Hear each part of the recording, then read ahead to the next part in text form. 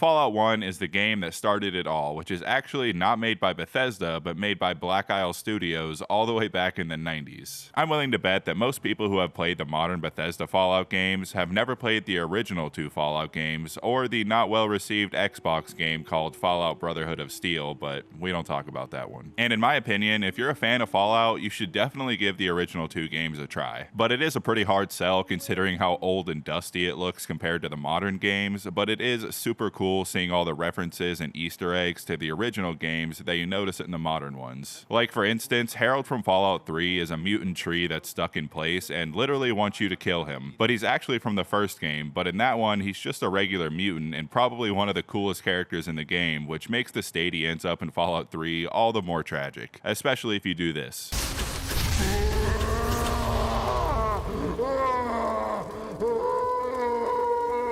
Also, Cassie from New Vegas is actually the daughter of a companion that you can get in Fallout 2. And you even get to see and contribute to the start and rise of the NCR by saving a young girl that ends up being the president in the town where the NCR starts at. And there's just a ton of stuff like that that you probably won't know if you haven't played the original two games. Anyway, the game starts out with an intro movie like any other Fallout game, showing that we start in Vault 13. And it also shows us the Brotherhood of Steel keeping the peace the only way they know how. And fun fact, one of the creators of Fallout 4 wanted to retcon this and say that this was actually Nate, the main protagonist in Fallout 4, that shot that citizen in the head, but later says it was just his headcanon. After that, we see an ad for Mr. Handy as it zooms out to show us the destroyed city and the classic war never changes line.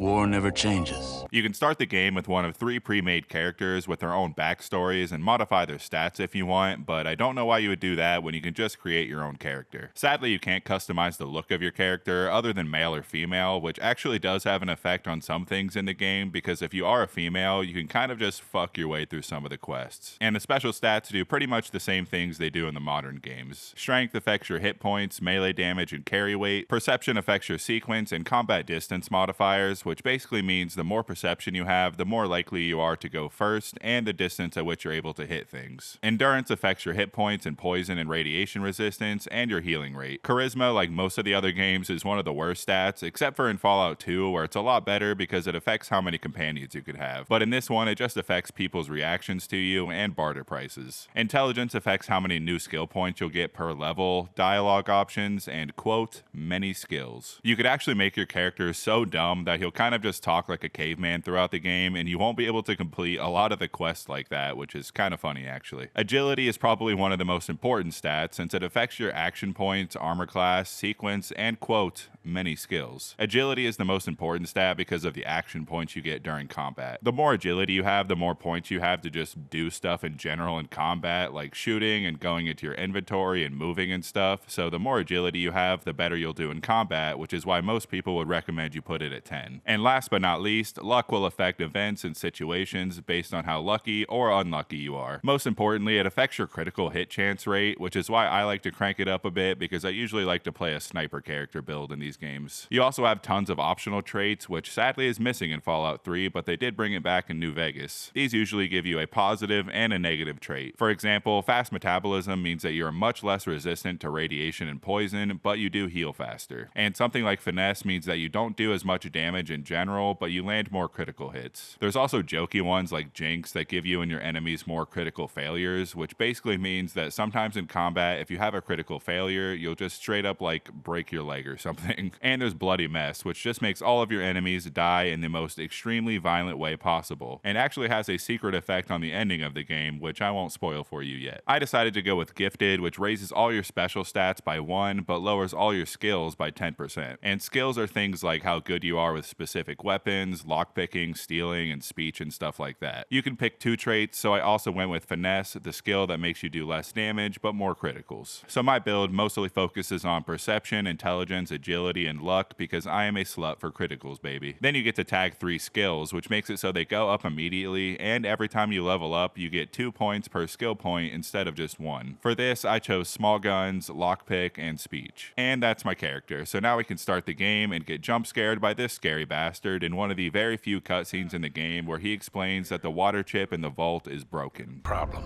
A big one. The controller chip for our water purification system has given up the ghost. Can't make another one, and the process is too complicated for a workaround system. Simply put, we're running out of drinking water. No water, no vault. This is crucial to our survival. And frankly, I think you're the only hope we have. You need to go find us another controller chip. We estimate we have 4 to 5 months before the vault runs out of water. We need that chip. We marked your map with the location of another vault. Not a bad place to start, I think. Look, just be safe, okay?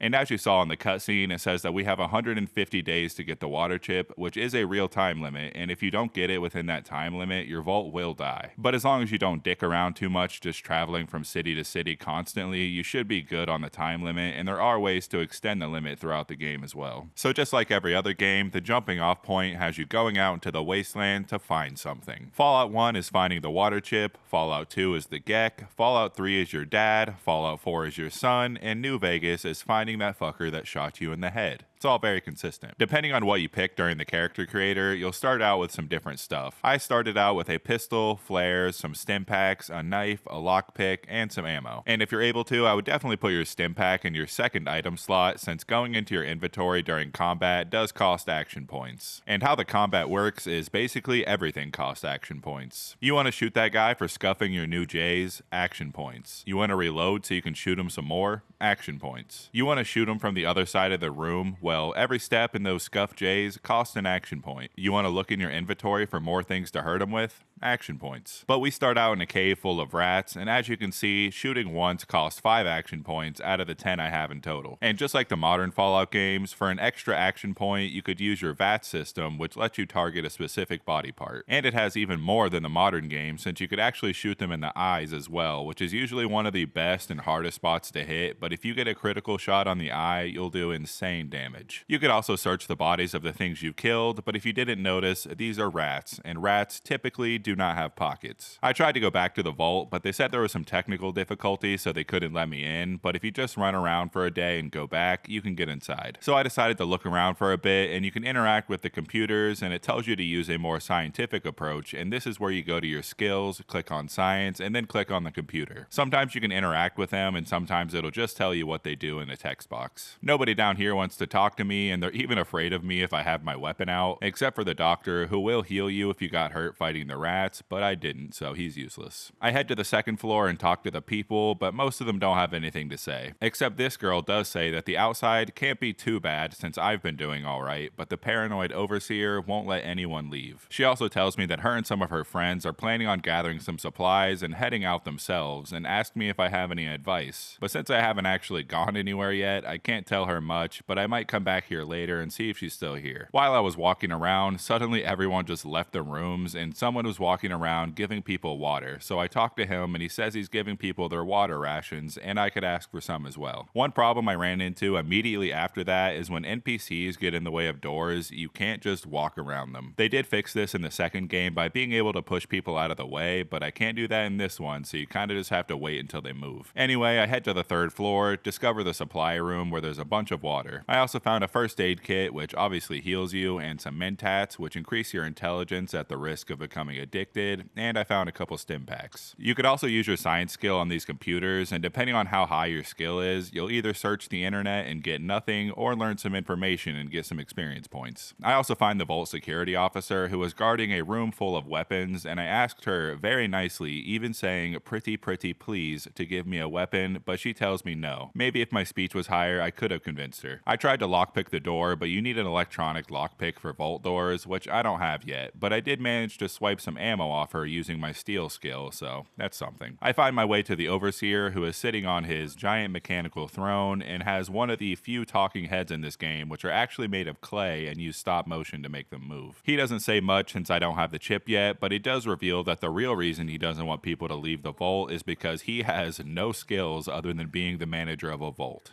Damn. And if you tell him you might need some supplies, supplies, he'll give you some ammo and some more stim packs. That's about it for the vault right now. With different skills, I could have gotten those weapons and some stim packs from the medic, and I could have convinced those rebels to stay with a speech check and get experience for it. Anyway, now we could head into the world, and you can see a map of everything, but it's mostly covered by black squares until you walk into it. You can click anywhere on the map and try to find something, or use the list, which will take you directly to the location if you got information about it from a computer or an NPC or something. And the only spot we can go to on the list right now is Vault 15, which is where the Overseer thinks the water chip is, so that's where I'm gonna head to. During the journey, you can run into random events that range from raiders, aliens, or a bunch of cows or something, or in my case, just an empty field. But on the way to Vault 15, I discovered a town called Shady Sands, so I decided to check it out. I talked to this guy at the gate named Seth, and he tells me that they're a small town, but things would be a lot better if they weren't being attacked by rad scorpions and raiders. So he tells me to talk to their leader to find out more, and tells me that the raiders are southeast of Shady Sands, adding their location to my map. The other lady at the gate says that she was actually from Vault 15 until people came down with the schism,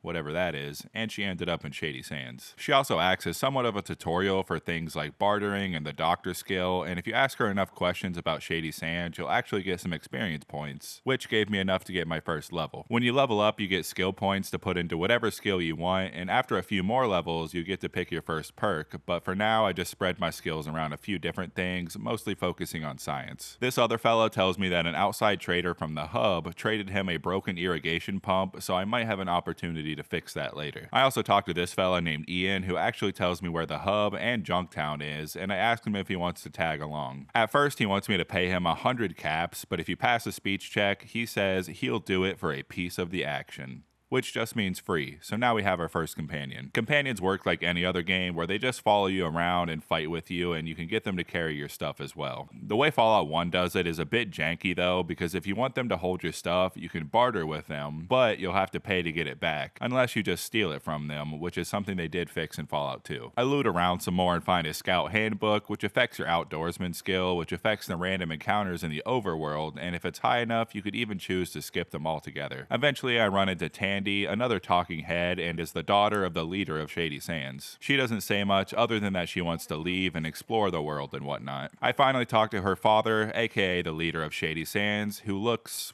unfortunate. He doesn't say much either, but I tell him I'll help him with the rad scorpions, and he tells me to talk to the doctor who's working on a cure for the poison. If you talk to him, he tells you that he can make a cure for you if you get a tail from the rad scorpions. Before I head off to the rad scorpion cave, I headed to the other side of Shady Sands where their farm is, and found a rope and another scout book, and told this man how to farm efficiently and got some XP for it. That's about all I can find here, so I head to the rad scorpion cave, which cleverly foreshadows what's gonna be here. To my surprise, it is filled with rad scorpions, and they are tougher than the rats and can poison you, but they're not too bad. Sometimes in caves, there's also stuff scattered on the floor, but it can be really hard to see it unless you happen to scroll your mouse over it to highlight it. And I got an example of a critical failure where after shooting, I accidentally dropped my weapon, but luckily Ian was able to finish off the scorpion so I can pick it up without getting hurt. And I was actually able to get through the entire cave without taking a single hit, since I used my distance from the scorpions to make sure I can get plenty of shots off before they could even reach me. I also leveled up again and got to pick my first perk, which I chose Awareness, which gives you more details about your enemies, like how much health they have left and how many bullets they have left in their gun and what gun they have in general. And if you happen to have explosives before this quest, you could just blow up the entire cave to kill the rad scorpions that way, but I didn't have any. After returning, I trade all my rad scorpion tails for antidotes, since rad scorpion tails weigh like 10 pounds apiece, and also healed this fella who was poisoned with an antidote. That's about it for Shady Sands, other than taking care of the raiders, but I want to go to Junktown first so I can maybe get some better supplies to help me take them out. Upon arriving, I get told to put my weapon away, which I do, because if you don't, they will attack you. I also managed to steal his Desert Eagle and ammo off of him, so now neither of us get to show off our cool weapons. The next guard tells me where I can go to trade for some items, gamble, or just get schwiggity schwasted at the bar. I also managed to pick this box and get tons of ammo for my 10mm, so the quest to get supplies for the raiders is going quite well already. I walked into this hospital to find no doctor around until I went into the basement where there's a short man down here who revealed to me that the body parts are almost ready. Ready for what, I asked? To sell to the hub to a man named Bob for people to eat. that is no bueno. I originally did not want to start a fight because I didn't think I could win, but when I went upstairs and talked to the doctor and asked him to heal me, even though I didn't need it, he demanded 10 whole caps of payment even though he didn't do anything, and unfortunately I am a broke ass bitch and did not have 10 caps, so him and his guards attacked me. So then I had to go up and down the stairs, killing the doctor and his guards, which did cost me a couple stim packs, but I also got some nice armor, a shotgun, and an SMG in return, so not a bad trade. And now that they're dead, you can disarm the trap in the locker and pick it to get a ton of ammo and almost 1,000 caps. Guess I could pay that doctor now if he wasn't extremely dead. Anyway, I head to the other side of town and find Killian Darkwater, the general store owner and another talking head in the game. He doesn't believe me that I'm from the Vault, which is probably a good thing because I probably shouldn't be telling people where it is anyway. He tells me that they're having some trouble with the Raiders, probably the same ones that are messing with Shady Sands, and a gang in town called the Skulls. He's also hearing some strange things happening with some people in the hub, maybe talking about the whole selling body parts thing, I don't know. Suddenly while we're talking, somebody comes in and says Gizmo sends his regards, and starts firing at Killian, which is pretty stupid since there's 3 guards and a me standing around, ready to unload into him, so we take care of him pretty easily. He says that he needs proof that it was Gizmo, even though the guy audibly just said that Gizmo sends his regards, but I guess that's not enough. He wants me to record a confession from Gizmo, and since I'm a good man, I agree to do so. But since I am not a good man, I broke into his back room at night and stole a rifle and a BB gun and a backpack off the shelves. I thought the backpack would give you more carrying weight or something, but I looked up how to use it and this guy's instructions were like a book, so it doesn't really seem worth it to be honest, and it's actually more for just organizing your stuff, I guess. Anyway, I looked around some more and find this hotel where you can sleep in a room, which I decided to do so to see what would happen, and it heals you, and upon waking up, one of the ladies of the night are being taken hostage. I talked to the guy and he says that he's doing this because they laughed at him. They all laughed at him. About what? I'm not sure. Maybe that bald ass head of his. He wants money in exchange for leaving her alone, but I say, nah, fuck that, and he leaves anyway. She thanks me and tells me that she's one of Gizmo's hoes, and in exchange for 25% of her payment, she gets protection from him, which as you could see, did not pan out very well. She tells me that he basically controls everything in this town and even has some kids as prostitutes, which is very no bueno. She tells me he doesn't have any weakness other than being so fat that the guards need to help him move around. Anyway, I head to the back of the hotel and talk to this lady who tells me about the Skull Gang who are all hanging out in the back right now. I try to convince her to leave the gang and she seems to think about it but doesn't say much else. And neither do any of the members of the Skull Gang, so I head to the next part of town. And here I immediately find a guy who's scared of a little doggy that the owner left behind and seems to be guarding the house for some reason. Even though I was able to walk right in, this guy is just absolutely terrified of this dog for some reason. I was unable to talk to the dog or do anything with it right now, so I figured I'd just come back for it later. Next, I head to the casino and immediately doubled my money and decided that was good enough. Gizmo is in the back, so I finally decide to confront him. He's another talking head who also looks unfortunate, and I basically just talked to him enough to get him to confess about wanting Killian dead, which I do by saying that I can do it better than the last guy he sent, which I probably could. I take the evidence back to Killian, and then me and him head out to go take care of Gizmo, which we do pretty easily, and I get a cool death animation to go along with it. Once that was taken care of, I asked the guard if he had any more work for me, and he gives me 500 caps for the Gizmo thing, and he says he wants me to also get some evidence to take down the Skull Gang, so I guess that's my next task. But before I did that, I went back to Gizmo to loot his body, and I got a cool gun and an iguana on a stick, and that gave me the idea to give that meat to Dog Meat, which is what I needed to get him to leave that guy alone, and he actually started following me as a companion. Also, if you happen to be wearing a leather jacket, the dog will immediately start following you, which is hinted at in the dialogue if you ask him what the old owner was like. After that, I headed to the bar to talk to this lady who didn't have much to say, but after exiting the dialogue, the guy next to her just pimp smacks her to the ground and then immediately gets his body exploded by the bartender. Apparently he was a member of the Skull Gang, so I should probably take care of them pretty soon so they stop pimp smacking hoes around town. I talked to everybody else, including this man named Tycho, who I was able to recruit as another companion since I'm helping clean up the town. And now I have my own little army. The gang's all here. I also talked to this guy who tells me where the Brotherhood of Steel is and another place called the Boneyard. After that, I headed to the back of the town to find this ring where people are boxing and ask this guy some questions. And he tells me that at one point in his life, he looked for a mythical place called the Glow in search of treasure of the ancients or something like that.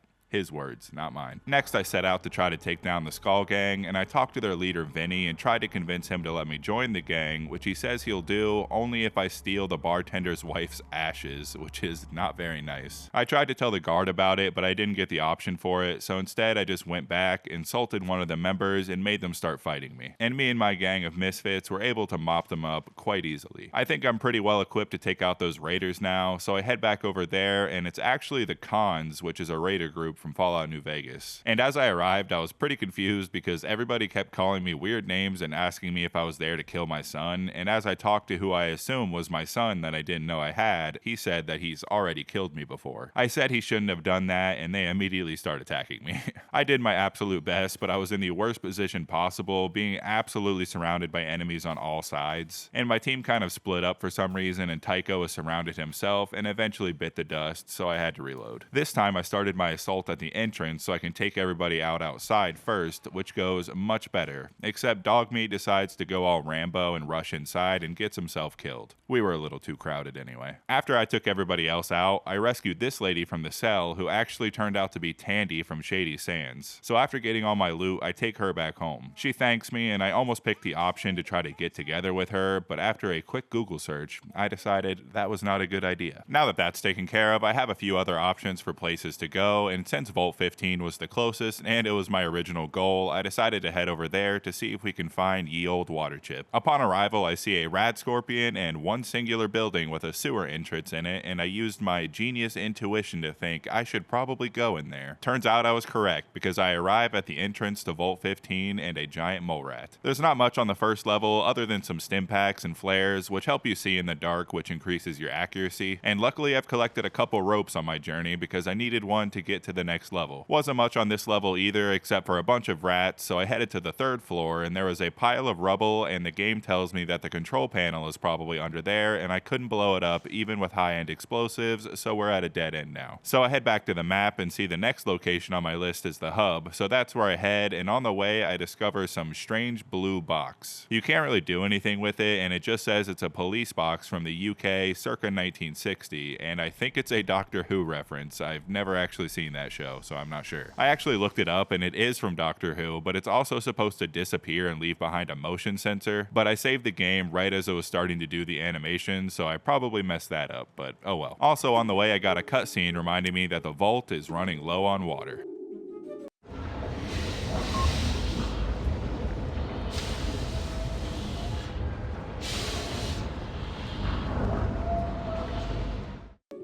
Eventually I arrive at the hub and talk to this man who tells me this is the largest city he's ever seen and there are plenty of jobs around. I ask him about the water chip and he tells me to check the general store. I talk with everybody I can and run into this lady who tells me there's some missing caravans and to steer clear of the Maltese Falcon because Decker and his crew are a bunch of rabble-rousing troublemakers. She also tells me to go see Butch at the Fargo Traders if I have any information on the missing caravans. I also ask her about the water chip and she tells me I could go talk to the water merchant in the downtown area, which sounds like a pretty good lead. While shopping around, I found a lady who sells very expensive books for 4,000 caps each, but I also asked her about the water chip. She doesn't know where it is, but she does sell me a holo disc for 500 caps that has the location of all the vaults around, which gives me the location for a place called Necropolis, so we'll definitely check that out when we're done here. I talked to this homeless man named Lemmy who wants to sell me information on Decker for an absurd amount of money.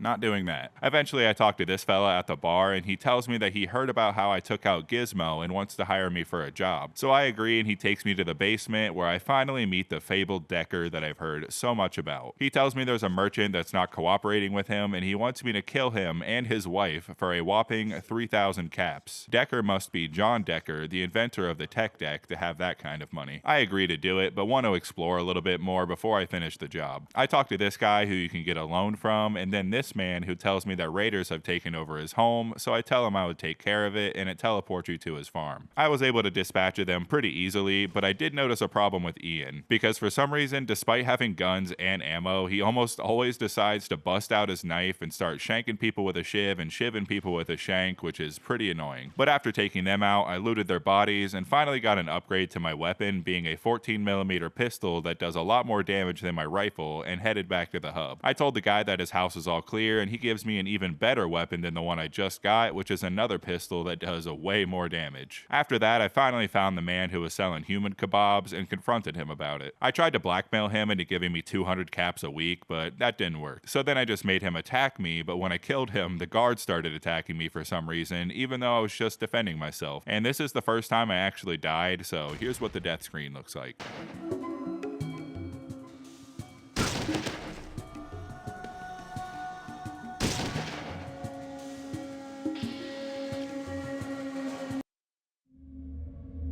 Your life ends in the wasteland.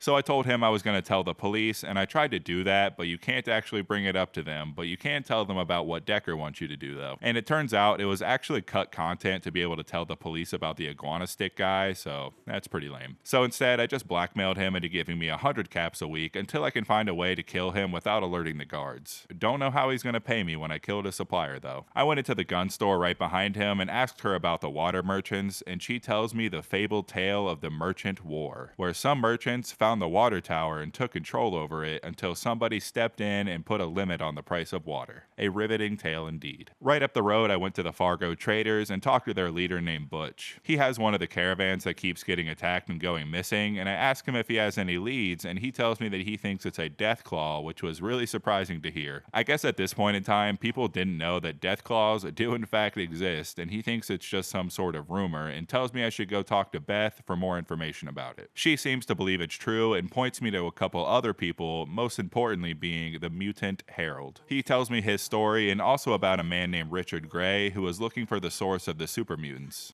The whole thing? Well, after the Great War, my vault was one of the first to open. Phew, long time. All started with the sirens. I was young, but oh, I do remember that. A lot of terrible years followed. And I remember walking out of the vault late one morning. Everywhere. Hell, seemed like you couldn't fart without hitting one. But mostly in the northwest. We mounted an expedition. God, Richard Gray led a small group of us up there. Richard Gray was a doctor. A little older than me, and Fran was he smart. He found the source. Some sort of old military base. We lost a lot of folks getting in there. Because it was like someone went bargain shopping at Mutant Land. Phew, cheaper by the dozens. Can't figure any other reason except that being the factory. We got pretty far inside. Wasn't a lot of us left by then. Gray, me, and a couple of others. One of them robots got Francine. Mark was wounded. Sent him back to the surface. Then it was just me and Gray. To this day, I don't know. He never made it back here, and, well, I couldn't face the wasteland again, so I never looked. We made it to some sort of central core, like a plant of some sort. That's when it happened. A robot crane crashed into us. Last I saw Gray, he was flying through the air and into some sort of acid bath. I was in bad shape and, well, I passed out. Didn't. Got killed. God, I love that joke. And eventually I asked him about the Deathclaw. And if you talk to this old man outside of Harold's house, who is more incoherent than Tito Ortiz after drinking a liter of vodka and headbutting a brick wall. I hope you have a wonderful birthday, man. Happy day. It's your day today. At the end of the day, you got to say it as never can never be never, and I want to make sure that I don't ever say never again. How does hearing that out of his mouth fall on your ears? Jealous of him. This guy can't even put a fucking sentence together, man. Are you kidding me right now? He's reaching for those grapes. He's trying to make his wine, and the wine's already sounding like a violin with that cheese and wine. I want to outlive my children. Of course, 100%.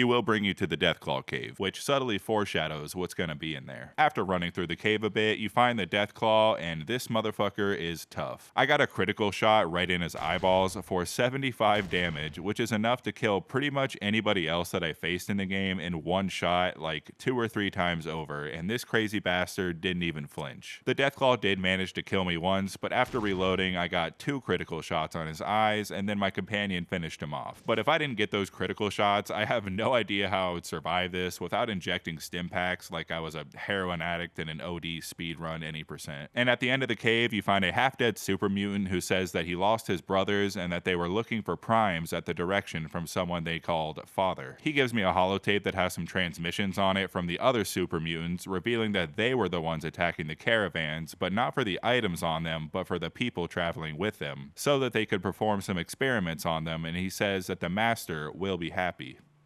He also had a radio on him, but all you could hear is static. After a job well done, I look around some more to find somebody selling some heavy artillery if you're into heavy weapons, and I find this homeless shelter with some stairs leading to the basement that is full of traps and locked doors. And after blowing my left and right testicle off, I make my way to a group of what these people call the Circle and talk to their leader Loxley. Reading the description, it says that he is the leader of the Thieves Guild, which made me think I was playing Skyrim for a second. Quite pleased to make your acquaintance, actually. For now. Let's get the other bit of politeness taken care of, shall we?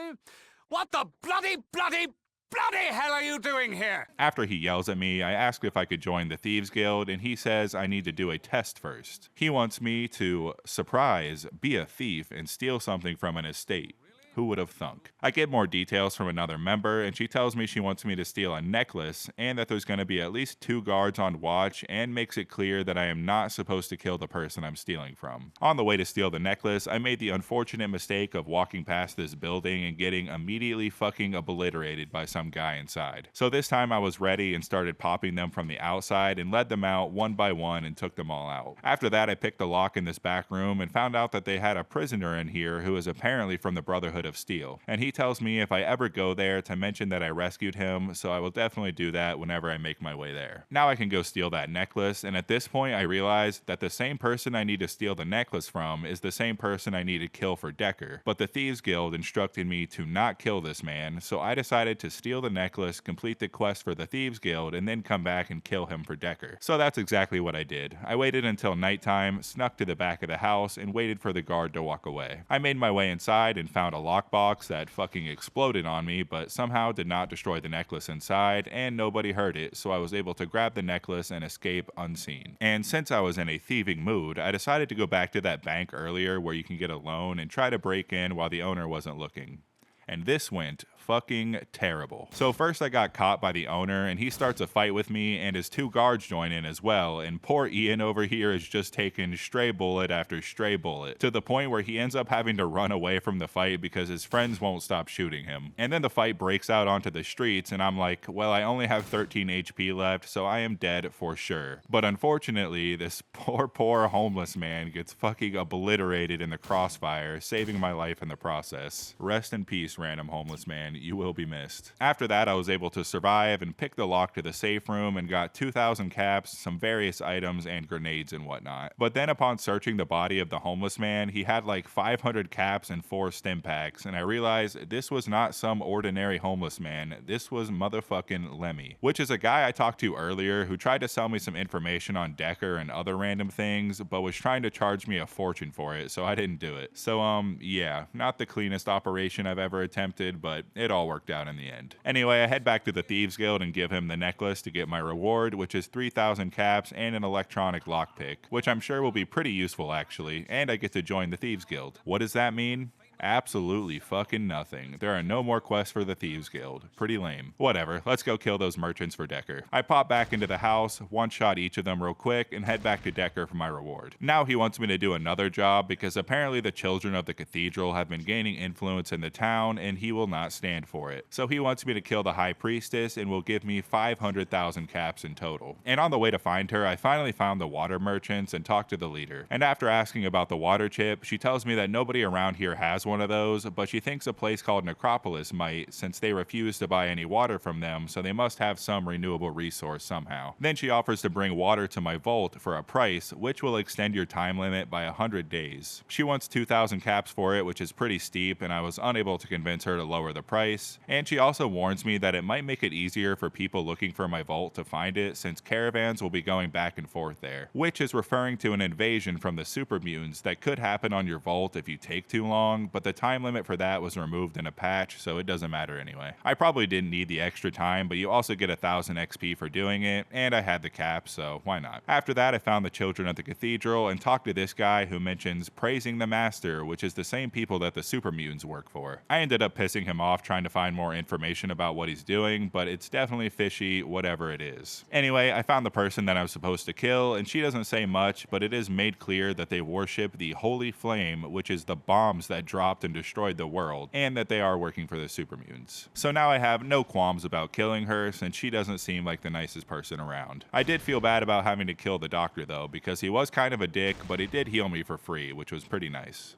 Oh well. So I head back to Decker to get my reward, and he seems to not have any more missions for me. And at this point, I decided that my conscience has gotten the better of me, and I should go snitch to the police about Decker. They are suspicious that I might have something to do with the recent crimes, but I convinced him otherwise, and we go take him down together. It took a few attempts, but I was able to one-shot Decker's body apart, and after killing a couple more of his goons, they surrendered, and I got my reward. And that's about it for the hub. I think I've caused enough chaos here, and since the water merchants told me Necropolis might have a water chip, I think that should be my next location, so that's where I head next. I make it there in one piece, and upon arriving, I see a bunch of ghouls standing around. I tried to talk to them, but they were not very friendly, but they did die in like one shot, so it's alright. I walked around the hotel to find all the friendly ghouls are in here, but none of them want to talk to me either, except for the manager, but he doesn't have much to say. I did notice a couple sewer grates around, so I headed down one of those to see what I could find. I ran into some mole rats, and Ian shot me a couple times, probably payback for that bank heist, and eventually I found a new location where I talked to this guy who tells me they do in fact have a water chip, but if I take it, they'll all die, so that's not very nice in my opinion. But he does say that there is a water pump that they used to get water from, and if I can find the parts to fix it, then I can have the water chip, so that's our next goal. He also mentions a man named Seth, who is their leader that's controlling the water, but he does not seem very fond of him. And after exploring around for a bit, I managed to find Seth, and he is probably one of my favorite talking heads in this game because he looks pretty neat in my opinion. He tells me that there's some super mutants guarding the water and causing them trouble, and he wants me to take care of them. And actually, if you did take too long to get here, then the super mutants would kill all the ghouls before you arrive. So I head back to the sewers, kill some more mole rats, and find my first energy weapon being a plasma pistol, but I have no ammo for it, so that sucks. Eventually I find some super mutants and some Children of the Cathedral folk walking around, and surprisingly the super mutants are friendly. Well, he does say that if I disturb the boss he'll hit me, but they don't attack me on sight, which is surprising. I find another mutant that has a talking head, and he tells me that he's supposed to take normals to the loo. Unfortunately, I was not able to convince him that I was an advanced race of super mutants, and he starts attacking me and almost one-shot me with his laser rifle. And surprisingly, we were able to take him and his goons out without losing anyone. But if you were to tell him that you were a normal person, he would actually take you to their main base of operation, being the military base. After that, I got a few new weapons and find the broken water pump that I'm unable to repair until I find the part I need. I also freed this prisoner ghoul who tells me there's a vault underneath us, and that's where the water chip is. Before I go snatch that, I went back into the sewers through a new hole to see if I can find the part to fix the water pump, which I did, but it was almost impossible because I killed the greater mole rat enemy right on top of where it was and couldn't find it for like 20 minutes. With that in hand, I fix the pump and then head down into the vault where I'm greeted by some glowing ghouls. I immediately blow them away, head into the first floor, didn't find much, head to the second floor, didn't find much here either except for some Rad-X, and then I head into the third floor where there was actually some non-hostile glowing ghouls that talked. Well, maybe not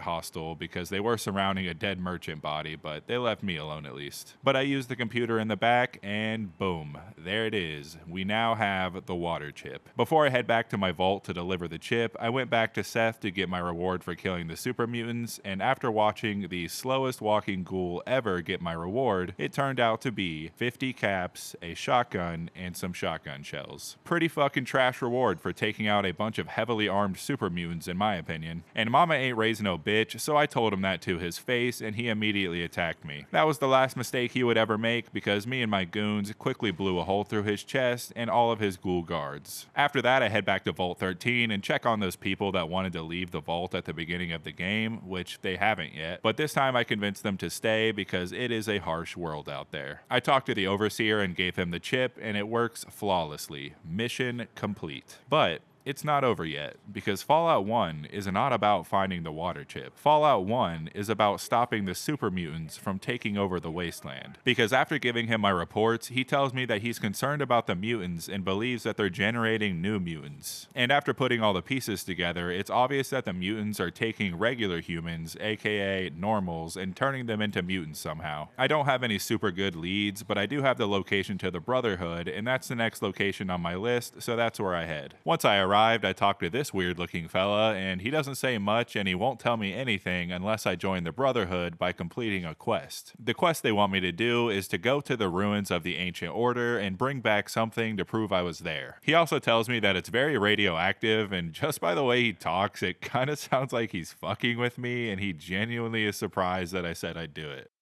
Well, I talked to the High Elder, and he said that not just anyone can join. He said you have to complete a quest first. You have to go to the ruins of the Ancient Order, that's south of here. You've got to go inside and bring back something that proves that you were there. This place is high-tech. There's things inside like you've never seen before. Oh, it's also radioactive. You'll do it? You will? Great. Just bring it back here. Good luck.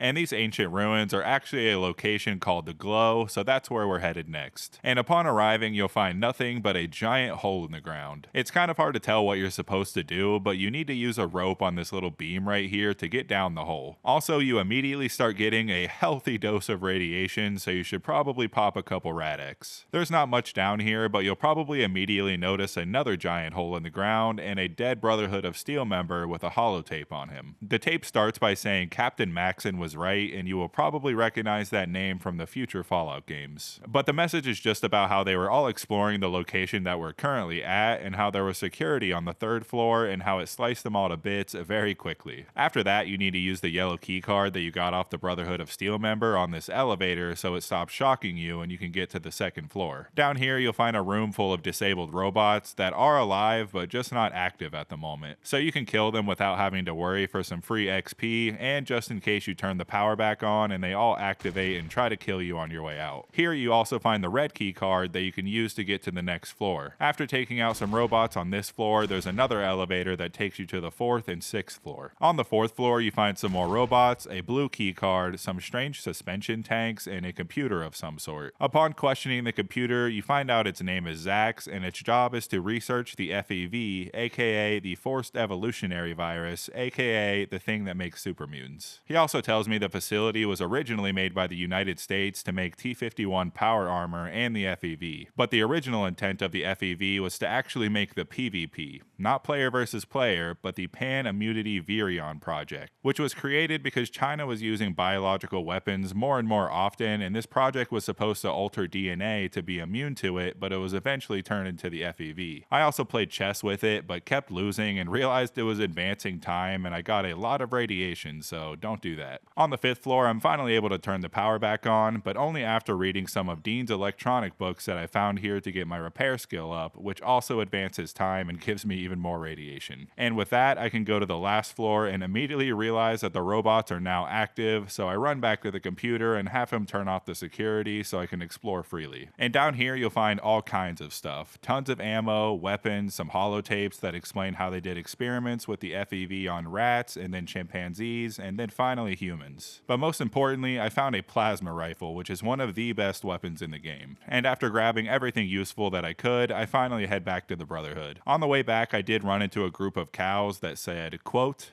"Moo, I say," Well, that was weird. Anyway, I make it back to the Brotherhood, and I am now an initiate that's allowed to go inside. The first thing I do is talk to this fella, who thanks me for saving that guy way back in the hub that I talked about earlier, and he lets me choose from a few different things. But you are a silly little dipshit if you choose anything other than the power armor. No training required in this game, you can just plop it right onto your body. And it weighs a ton, but it does give you extra strength, so you'll actually have more carry weight with it. On the second floor, you could talk to this person and finally use all that money you've been saving up for something useful and increase a bunch of your special stats. And I had over 20,000 caps at this point, so I was able to increase everything that I could except for agility since it was already maxed out and I still had a few thousand caps left over. On the third floor, you can talk to a lady named Vree who gives you some Rad-X and teaches you about computers. But most importantly, if you talk to her about the super mutants, she says that she's actually not worried because she knows that they can't breed and thinks we can just outlive them if we wait long enough. And if you ask for proof, she gives you a holo disc with all the information on it, which may or may not come in handy later on. And talking to this guy kind of proves to me that the man at the gate was in fact fucking with me because he says that nobody has ever made it back from the glow and they probably just wanted to get rid of me. He also mentions that there's some power armor that needs repaired, but he needs a specific part for it. And if you go talk to the guy that you got the power armor from and you have high enough speech, you can convince him to give you the part and then you have to repair the power armor yourself. Obviously, I already have power armor, and if I haven't mentioned it yet, in Fallout 1, you cannot make your companions wear other armor. But it is worth a shit ton of money, so you could always make one of them hold on to it, just in case. On the fourth floor, I talk to Maxon, who tells me why everyone is on edge and talking about a war that's brewing. Hub told us a bunch of caravans disappeared on their way up north.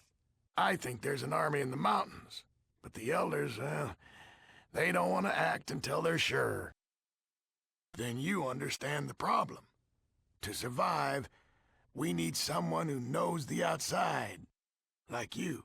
He doesn't mark the location for me, and I don't feel like running around trying to find it, so I'm just going to go to the Boneyard for now, since it's the only other location I have left that's actually marked. Once I arrived, the man at the gate tells me about the followers and a gang called the Blade that are in town. He also tells me I need to do work for someone named Zimmerman to be allowed to enter into the Boneyard proper. I talk to the people for a minute, and I find a guy who reads me some tarot cards that say I will face a very tough foe up to the north.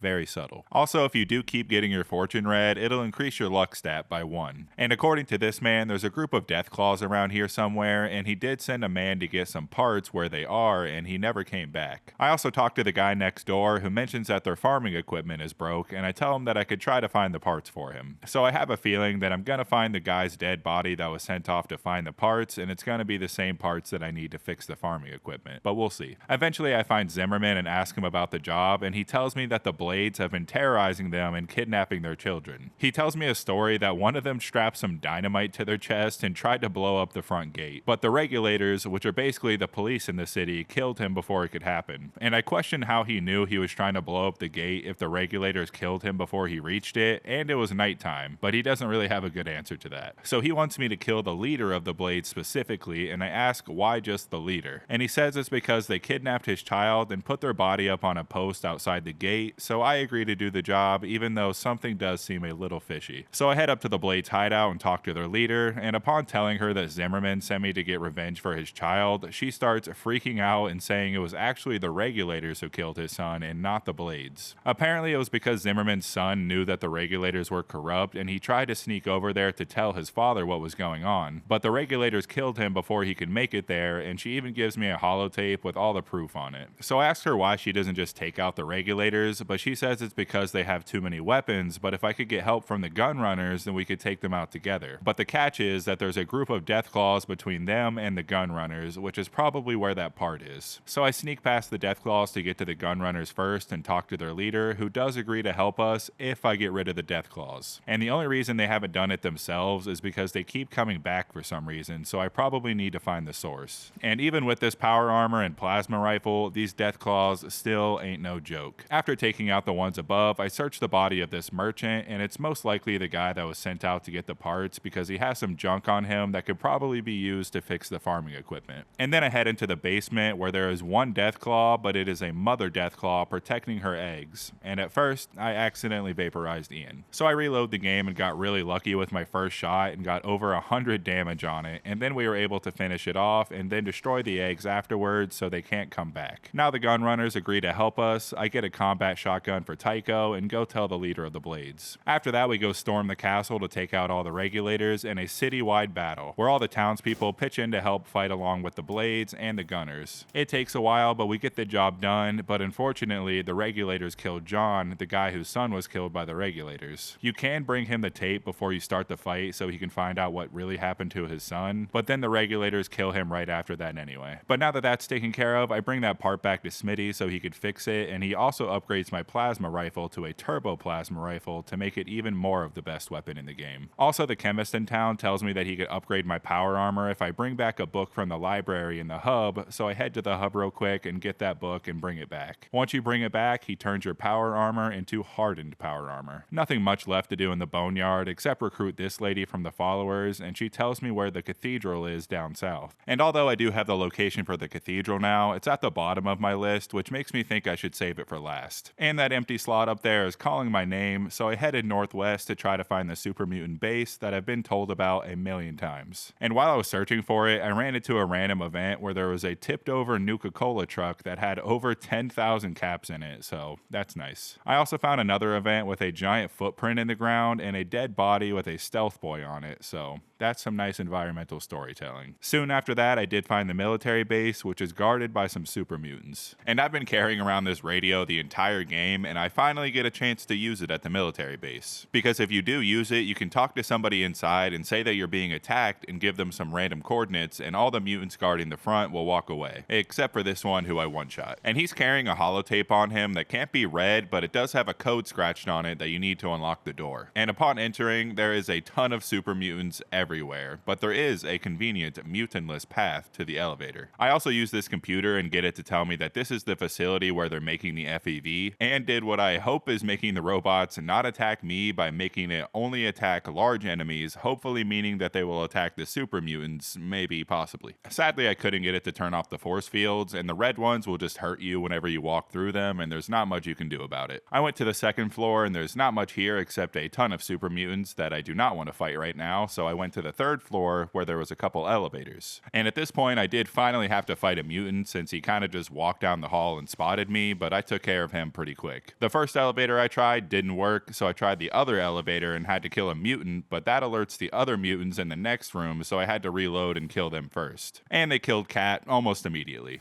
Oh well, it was a little crowded. And girls are icky anyway. But just imagining this from her perspective is really funny because, like, I'm just some random dude who stumbled into her town and asked her to come along with me for some fun journeys and adventures. And I immediately take her to a military base stuffed to the brim with super mutants carrying rocket launchers and miniguns. I am a bad man. Anyway, after killing the last mutant and walking towards the elevator, I somehow did not notice that they had a girl in one of the rooms, and she yells at me for killing the super mutant because apparently it was her lover, which reveals the obvious that the super mutants used to be humans that were dipped in some kind of FEV vat that turned them into mutants. Anyway, I head to the last floor and confront the military base leader, who is surprised I made it this far and immediately starts attacking me. Surprisingly, I was able to one-shot him and get a really cool death animation for him.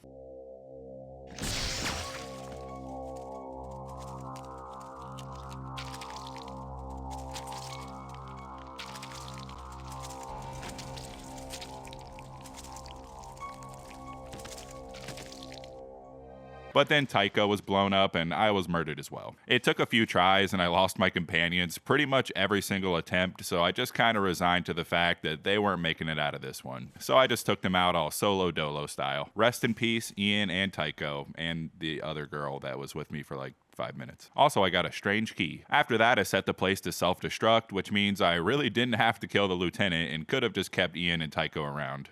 Oh well. After escaping the military base, you get a cutscene of it exploding, and we head to the cathedral.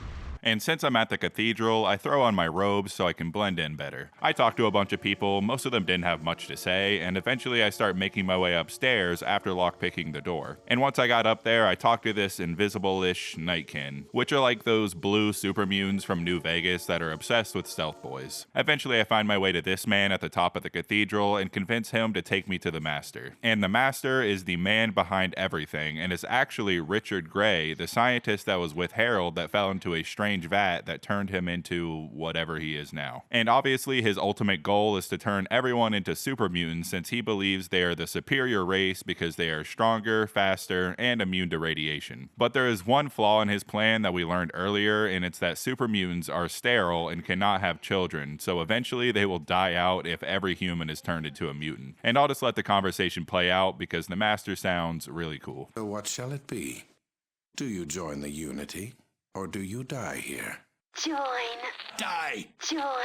Die! I don't have to prove anything to you! Prove.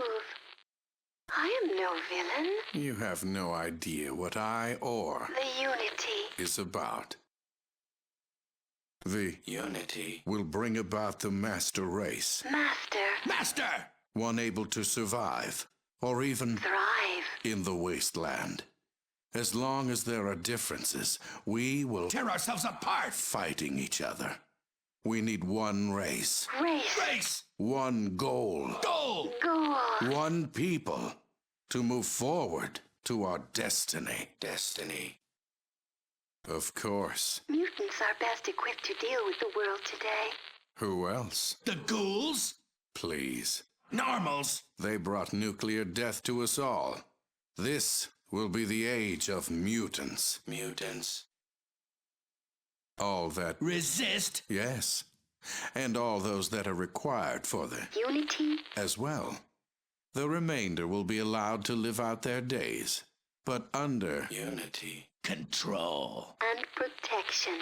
but none shall breed, for they will be the last of their race. And what is that?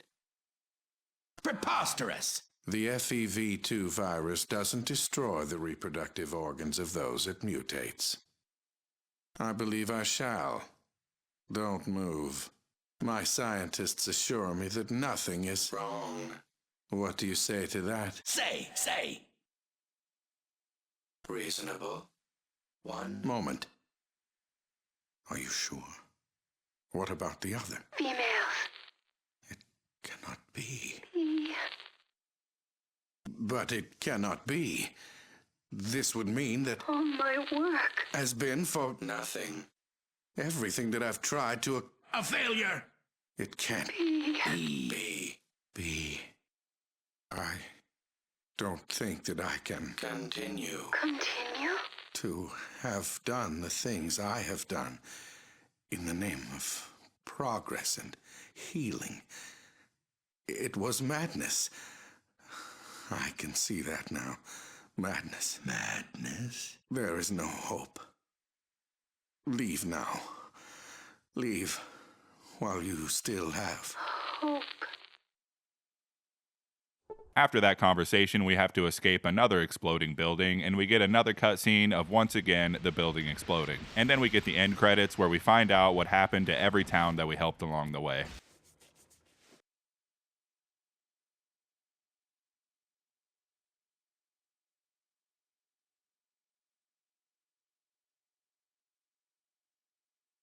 The death of the Master was the first major step towards ending his mad dream of conquest and enforced peace.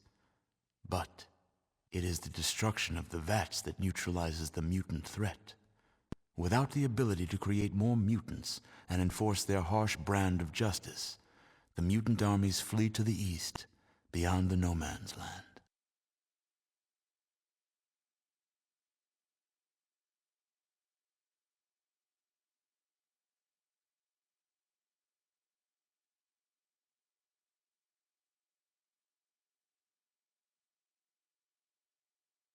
The ghouls of Necropolis learn how to maintain the repaired water pump, and eventually rediscover many lost secrets of engineering. They form a business, selling this technology to other towns. The mutant armies, led into battle by the fierce super mutants, destroy the followers of the apocalypse. Barely human carrion feeders pick over the followers' remains. In Shady Sands, Tandy helps her father Aradesh bring a new community and new life out of the broken remains of the world. They are responsible for the new California Republic, whose ideals spread across the land.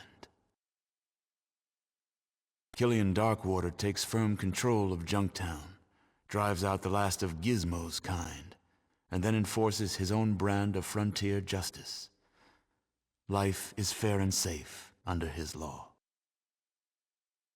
The Brotherhood of Steel helps the other human outposts drive the mutant armies away with minimal loss of life on both sides of the conflict. The advanced technology of the Brotherhood is slowly reintroduced into New California with little disruption or chaos. The Brotherhood wisely remains out of the power structure and becomes a major research and development house. The hub disperses before the might of the mutant army and will never recover. Thanks to your persistence, the Raiders are destroyed as an effective fighting force and disband. None of the Raider survivors are ever heard from again.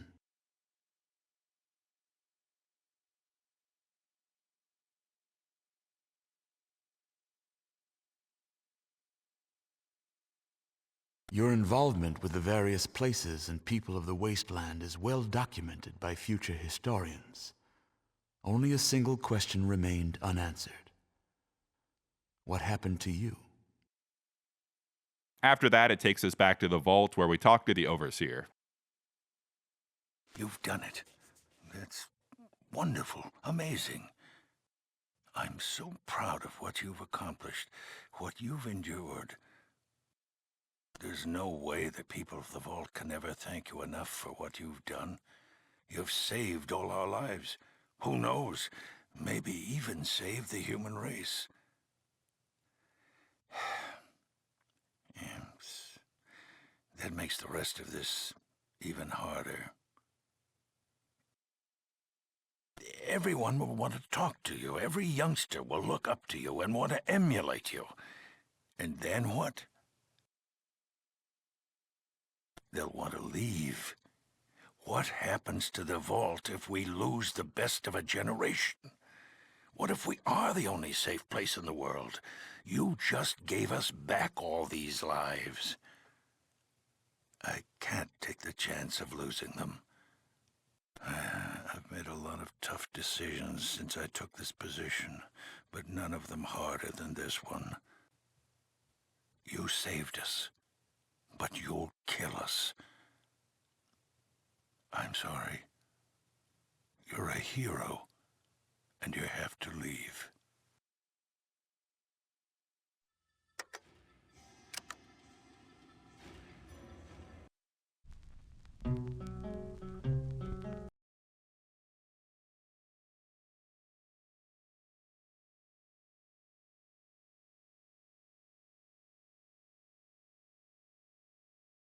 Yeah, so it's kind of a kick in the nuts that you get kicked out of the vault, and you can't continue the game from there, so you just have to reload an old save if you want to keep playing. But like I mentioned at the beginning of the video, if you had the bloody mesh trait, then you would get this little scene.